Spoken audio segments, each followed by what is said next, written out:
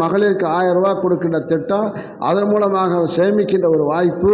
அது மூலம் ஒரு கிராமத்தில் எடுத்தால் ஒரு 1000 குடும்பம் 100 குடும்பம் இருக்கின்றால் அவர்களுக்கு 90% பேருக்கு மாதம் 1000 ரூபா வருகிறது.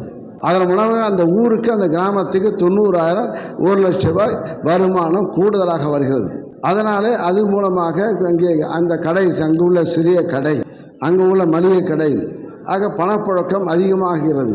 கிராமத்தினுடைய பொருளாதார முன்னேற்றம் ஏற்படக்கூடிய வாய்ப்பை இங்கே முதலமைச்சர் மு.க. ஸ்டாலின் அவர்கள் ஆட்சி பொறுப்பேற்று செய்து கொண்டிருக்கிறார்கள் என்பதை நாங்கள் தைரியமாக சொல்கிறோம். இன்னும் சொல்லப்போனால் கிராமத்தில் நாங்கள் எம்பி எலெக்ஷனை ஓட்டு கேட்க போல எங்களெல்லாம் மனதார வரவேற்ற காட்சி. தாய்மாரம் முன்னெல்லாம் ஓட்டு கேட்க போனால் ஆமாம் வந்துட்டாங்க ஓட்டு கேட்க, அது யாரும் தெரியாமல் ஏசுவோம் அப்போல்லாம்.